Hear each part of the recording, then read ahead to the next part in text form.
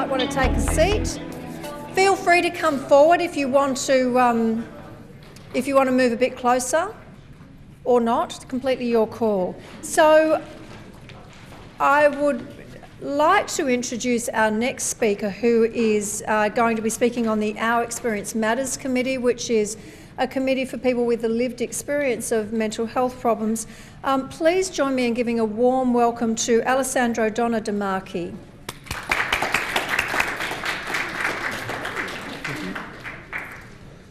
Good afternoon, guys.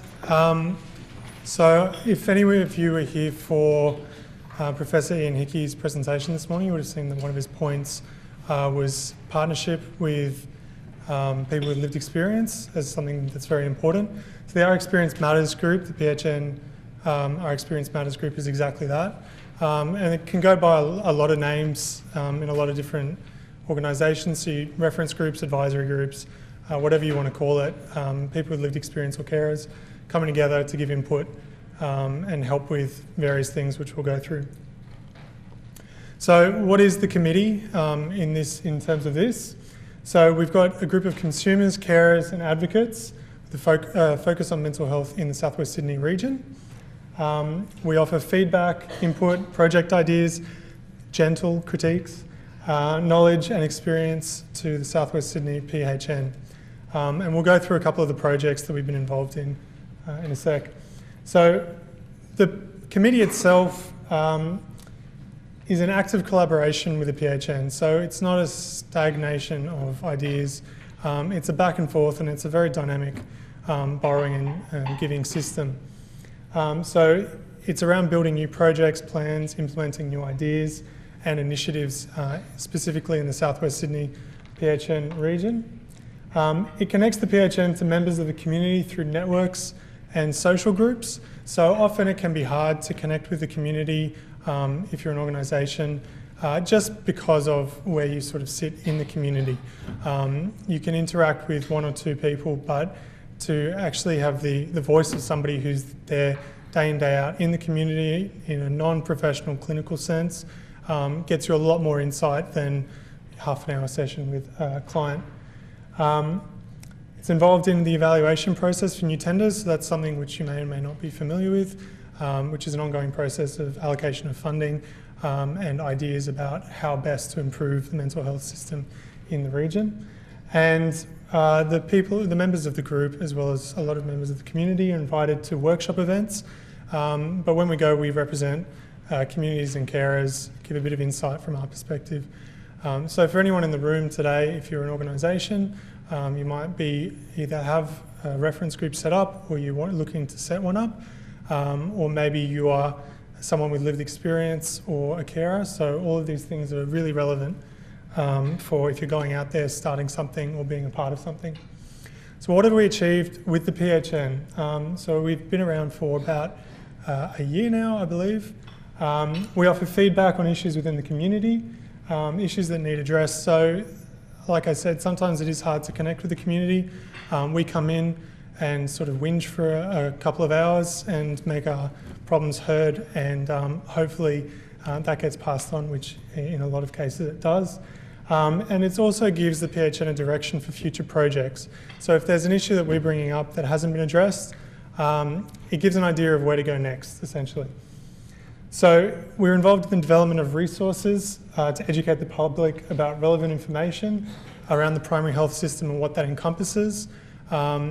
It's really just about understanding language, for people who have gone through the system or helped somebody else go through the system. It's a real minefield of confusing things, referrals, terminology, acronyms, which is too many of.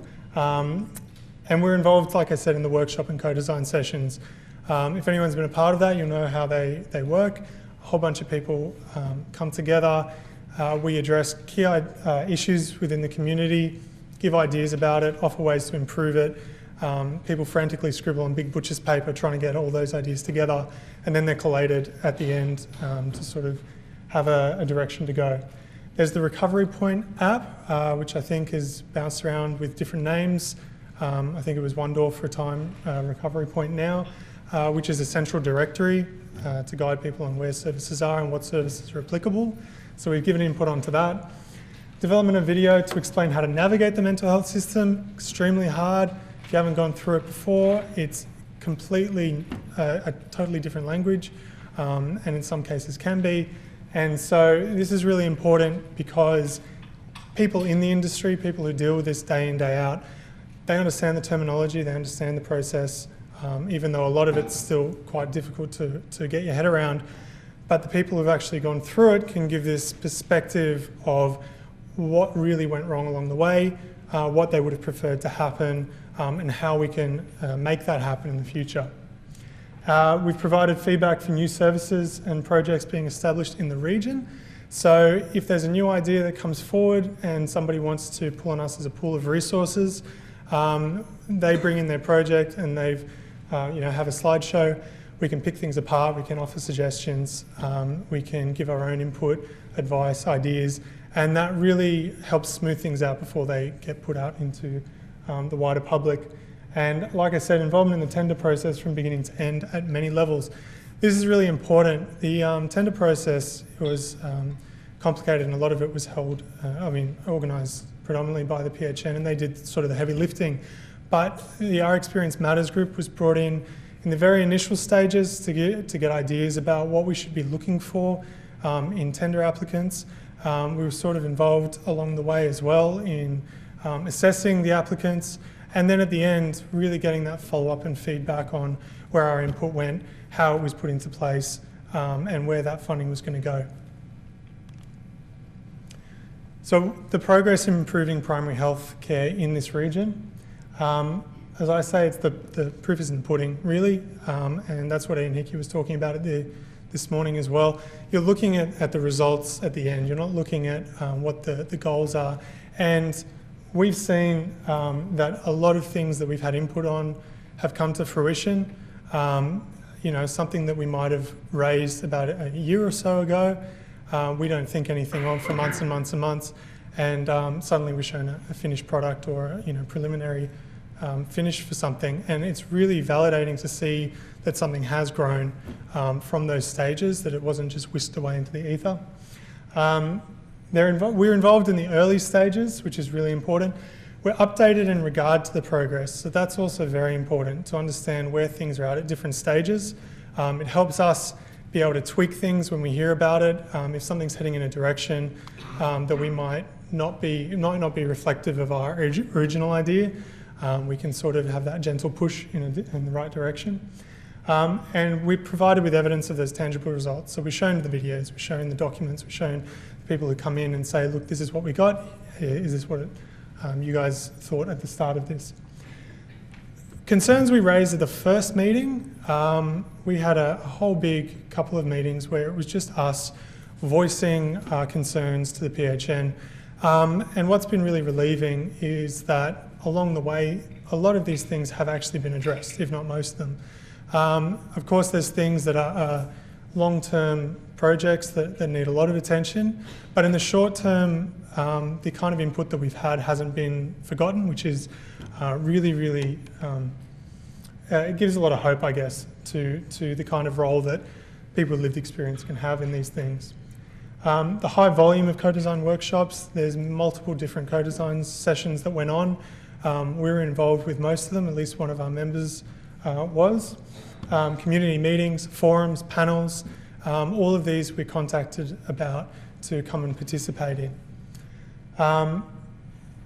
All of these things, and this symposium as well, is a big thing. The fact that I'm talking here to you today, they're really evidence of a lack of stagnation. So a lot of things sound like great ideas in the start.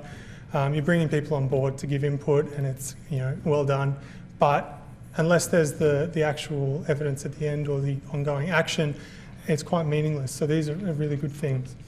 And the positive effect of the Southwest Sydney PHN and the Our Experience Matter group can actually be seen in the other groups that we're part of. So a lot of us will dabble in a couple of reference groups or be part of different organisations. And the times when things are referred to in those other meetings that we can see, things that we were a part of and projects that we're a part of, really shows that things are flowing on and having an effect. So I'm going to talk to you a little bit about good consumer involvement, what that entails, how it looks. Involve at the beginning of projects and keep groups updated on projects. This is a big thing. So the ticker box thing with organisations can sometimes be you need to have people with lived experience or carers give input onto this project. Right, we'll get to that. There's a little area that we tick for it. We'll bring them in along the way somewhere. What that does, it creates a lot of chaos when it does happen. Projects almost fully completed. At the end, they'll bring someone in and say, hey, does this look right? And someone will go, no, I don't think it does. They go, well, there's not much time to change it. Look over it, get back to me tomorrow, etc., etc. You're creating a disconnect between the people who have this experience and your organisation. You're not bridging the gap and making them feel involved, which is a very important part. Facilitating their role as part of the team, involving them at those early stages, not keeping them in this sort of tokenistic box of saying, yep, last minute we'll bring you on, we'll talk to you about this, and we've covered ourselves for that. And it really, really helps the person that you're dealing with as well to feel empowered and encouraged. And future involvement as well. So if you want to encourage future involvement from them, showing those little bits of involvement along the way is really important. Really important as well to regard those that you're conferring with as experts in their field, because they are. Everyone's got their own expertise, and lived experience people know the ins and outs of things.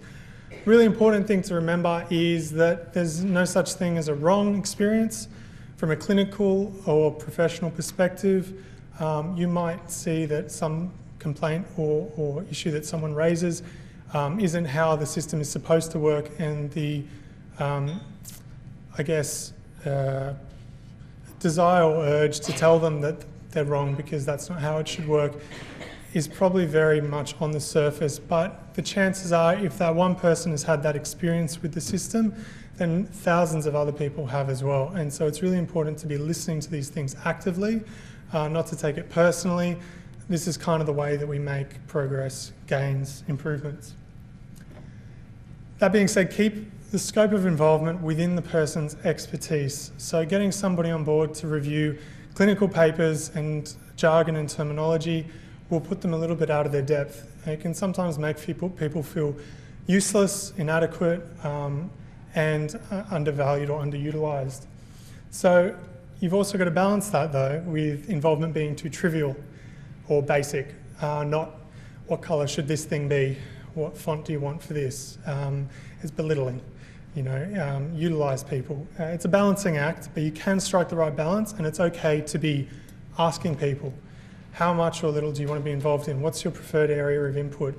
Where do you feel most comfortable talking about things? How would you best feel utilised? They're not going to take offence to it. People really want to use their time well and be utilised well. A form of compensation when possible is also really important. It's hard to organise for all groups, but time and time again you hear through reference groups that a form of compensation is really important in showing some form of appreciation, whether that's monetary, covering travel expenses, a gift card, or even just free food when they come. Some form that you make them know that you're appreciating the time that they're giving. Nobody becomes advocates for wealth. It's not a very lucrative industry, but a tangible token of appreciation goes a very long way, and it can also motivate and incentivise involvement in the future. Meeting frequency is something that's also very important to get a balance on. Too often can cause burnout. A lot of these things can be quite draining. People are travelling distances, putting time aside. If you make it too frequent, people will disconnect, stop showing up. And too sporadic can also cause disengagement. If you have it months and months apart, people can forget about things. There's no consistency, then there's no follow-on. People lose that sense of ownership with the group and belonging, and you'll find that your members will dwindle. Keep in mind, the consumer carer groups can sometimes become somewhat of a social network for people, a support network.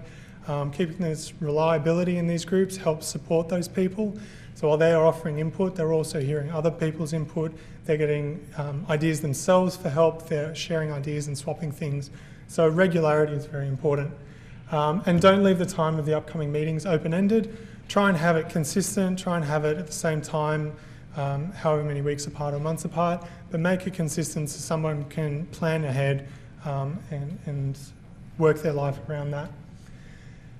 Proper support networks are really important. Deeply personal and distressing things can sometimes come out of meetings. That's a lot of the time why people are brought on, because they have these experiences, but you know, it's not removed for them, it's very real for them. Sometimes it can be things happening in their current life, they can be experiencing issues that are present and real for them, and despite them speaking about it in a seemingly objective, nonchalant or disconnected way in a meeting, it might be something they're struggling with, and that's the time where they've come forward to say something. So it's really important to follow up, know where that person's at, and offer them assistance if need be. We are a resilient bunch, but everyone has their vulnerable moments, which is important to keep in mind. Listen, that's very, very vital with all of this. Take notes through all of the points. Allow flexible timeframes. You might have an agenda going into a meeting, things that you want to get out of the group, but it's really important to make sure that these things can move and change and flow in a different direction. Often what comes out of things, tangents or whatever, is very valuable. Just because it's not the thing that you were looking for, try not to dismiss it. Keep it in mind, record it, come back to it later. And above all, people are aware when their involvement is tokenistic. You feel it. You feel like nothing's been done. You feel like you haven't been listened to, and you understand that you've been brought in as ticking a box.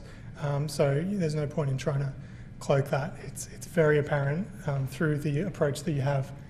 People will be also appreciative of authenticity, honesty, keeping people behind the scenes almost, and making them feel a part of the system. And don't underestimate anyone. Everyone can rise to the occasion. If you have somebody in your group who might be a little more quiet, don't assume that they don't have the kind of information or knowledge that you need. It's about accommodating the meetings to feel how you can facilitate them having input into that situation, because everyone's got something to offer. Involving people with lived experience and carers is a mutually beneficial thing. What you gain as an organisation is accuracy. So those with lived experience can really accelerate the process. They can avoid you pursuing trivial or inefficient pathways. They can steer you on the right track, cut to the heart of the matter, and help devise relevant solutions to the problems that you're looking for. While we're not representative of all people, we provide a better starting point than a purely clinical aspect. Tried and true tested measures change over time, people change over time, society changes, and so keeping in touch with the community and keeping up to date with things can often be a better starting point than looking back at the textbook to see where we're going to start. And the involvement, like I said earlier, prevents disconnect with the projects you're involved with. So you're keeping a relevant aspect. It's sort of like talking to people who are about to test drive the racetrack that you've just designed or the car that you've just made. Just sending them off into the world and never hearing back from them doesn't really tell you how that's functioning.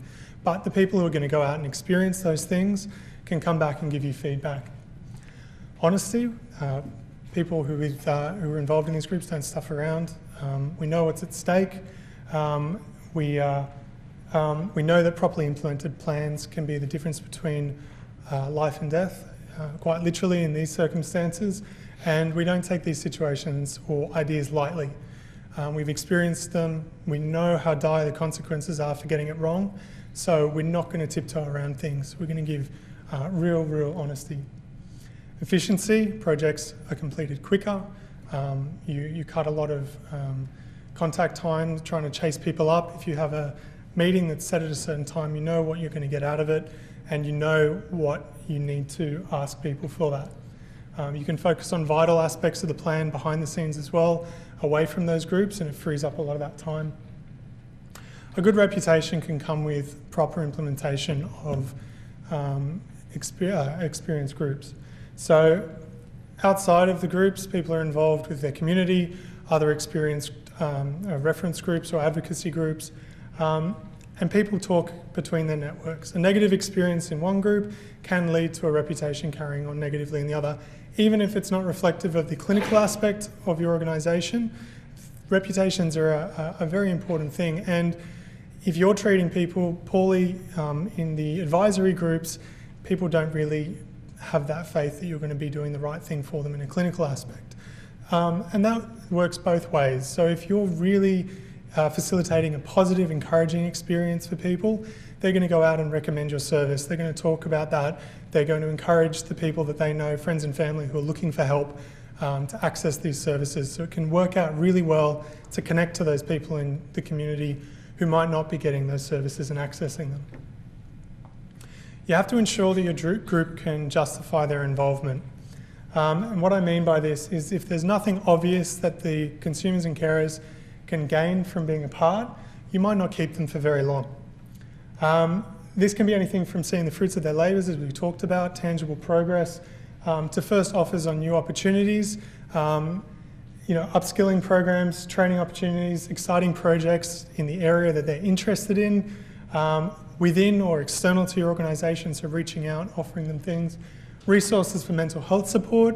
The people that you're talking to might not know where to go themselves, and linking them in is a handout for them. And other support for life circumstances. So whether that's connecting them with, if they need somewhere to mind their kids during the meetings or something, going that extra little bit to sort of say, I can look it up with you. Let's go have a talk about where we can contact. If there's a concern raised in the meeting that's irrelevant to what you're talking about, such as someone saying, I can't find a good social work service, or my GP's such and such, don't leave that as them just voicing into the void. Follow it up with them, see how you can help, and assist the person in connecting with the kind of service they're looking for. It might take an extra 5 minutes after the meeting, but it could be really helpful for that person long term. And where possible and within the scope, direct members to job opportunities in their skill set and interest if they're looking for it. Some people who are heavily involved in these groups really need that kind of extra help and contact, and if you can be a referral for them with that, that'll really help them. So where are we now in this region? So the mental health system has vastly improved, really, like compared to even 10 years ago. The kind of conversations we're having, the kind of resources we have is drastically changed. There's obviously still a long way to go, but it is something to recognise that there's been a lot of good things done. Much to be celebrated, but the statistics are still extremely unacceptable of what's occurring. As Ian Hickey was talking about this morning again, early intervention, getting people early, we're still not really there with how to help people. It's an ongoing process, so we should be happy with where we're at, but keep moving forward with a lot of enthusiasm. A big key, and it's mentioned time and time again, is the connection of services. Collaborate and cooperate with as many services as you can. There's no division when it comes to this. We're all sort of working for the same cause, and it's really important to link those together. Learn what services cater for, learn who they help, and learn how to access them so that you can recommend them to clients or people that you're talking to. Understand the system that you're a part of. It's incredibly confusing and daunting to navigate, even for healthcare professionals, but make a point to learn about the system to help those with zero knowledge. Reset your knowledge every now and then. Think about where you were at when you were trying to learn about it, and pass that on to your consumer and carer group or people you come across. Know what's out there, that's really important. New things pop up all the time. Keep refreshing your understanding and knowledge, and keep up to date with it. The services and support in this area are far more active than almost anywhere else, which is such a great thing. It's a real achievement to be proud of. So make time to stop every now and then really acknowledge that. Keep moving forward. It can sometimes feel like a hamster wheel doing this, because as soon as you solve one thing, plug one hole, another thing comes up. So keep moving forward, keep that momentum, look after yourself, but remember that consumer and carer groups can help you to do this. Thank you very much.